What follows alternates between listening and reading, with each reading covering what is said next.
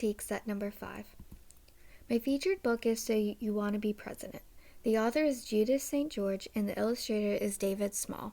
The genre is picture storybook, historical fiction, and informational. The reading level is 2nd through 5th grade. The book has won the Caldecott Medal.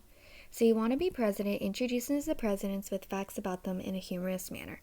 I like this story because the illustrations were comical while providing many facts about the presidents.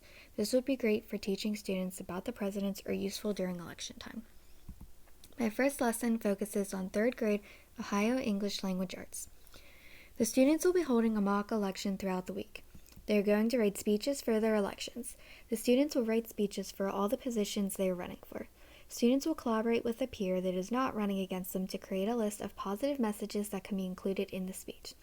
Then students will begin a rough draft of their speech. The students will feature creative aspects and use critical thinking when organizing the speech.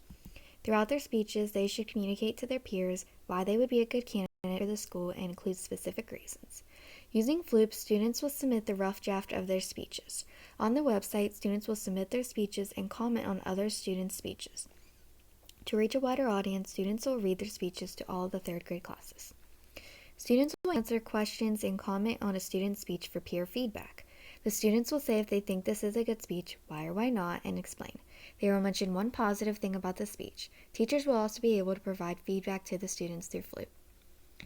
My second lesson focuses on 4th grade Ohio mathematical standards. During election week, students will vote for which classmate they would like to win for certain roles. Students will practice interpreting and solving problems by guessing the percentage of wins. They will collaborate with students to communicate about which students they feel will win for each role. Using Poll Everywhere, students will cast their vote for each category they are voting on. Once the votes are in, students will interpret the data from the poll and calculate if they were close to their predictions. They will use critical thinking when determining the results of the calculations. To reach a wider audience, students will be chosen to share the results with all the 3rd graders. When sharing, they will be creative and kind with their responses. They will explain why they felt a person was going to win, who did win, and explain how they calculated to see if the results were close or not. On Poll Everywhere, students will use their laptops or phones to cast their vote for each category, and as they vote, the results will show. My second book is The Lion and the Mouse. The book has won the Caldecott Medal. This book is an adaptation of Aesop's fable, but there are only pictures. Throughout the story, it shows the mouse bothering the lion, and the lion lets the mouse go instead of eating him. Then when the lion needs help, the mouse helps him. This version of the fable added a new creative approach to the story. This story would be great for teaching students about kindness and how to portray acts of kindness. My third book is Fighting Words by Kimberly Brubaker Bradley. The book has won the Newbery Honor Book, Boston Globe Horn Book Award for Fiction and Poetry, and Golden Kite Award for Middle Grade Fiction. Fighting Words is about 10-year-old Della who has had many tragic things happen to her.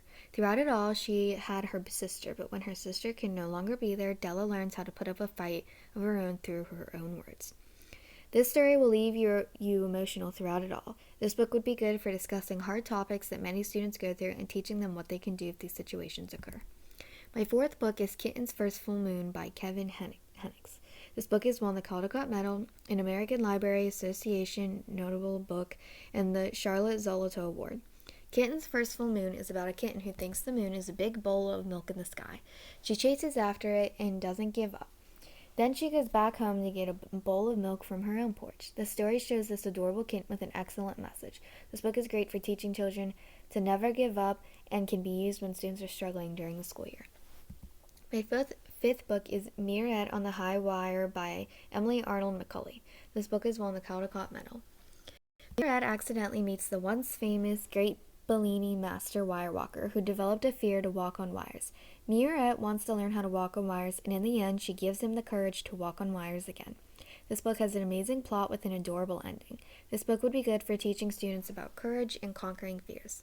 My sixth book is We Are the Water Protectors. The author is Carol Lindstorm, and the illustrator is Michaela Goad. The book has won the Caldecott Medal. We Are the Water Protectors is about a young water protector who decides to stand up to the black snake who is threatening Earth and the water. This book is inspired by many indigenous-led movements across North America. This book would be great for many topics in schools such as culture, Earth Day, and how to come together to stand up for something you believe in. This book has absolutely beautiful illustrations. My seventh book is Wolf in the Snow by Matthew Cordell. This book has won the Caldecott Medal. The Wolf on the Snow is about a young girl and a baby wolf that is lost in a snowstorm. They work together to get out of the snowstorm. The story is cute and has a lot of details without having any words in the story. The story would be good for teaching students about the weather and wolves. My eighth book is All Is Room for One More. The author is Sorch Nikolaotis, and the illustrator is Noni Hagroyan. The book is won the Caldecott Medal. This book is about Lacey, his wife, and his 10 children in their small house. Even though the house is small, Lacey invites any traveler that passes while the storm is going on. However, there are so many people in the house that it falls apart, but the travelers find a way to thank Lacey in the end. This story is unique and the illustrations are creative. The story would be good for teaching students about kindness and what happens when you take too much on. I hope you enjoyed reading these books as much as I did.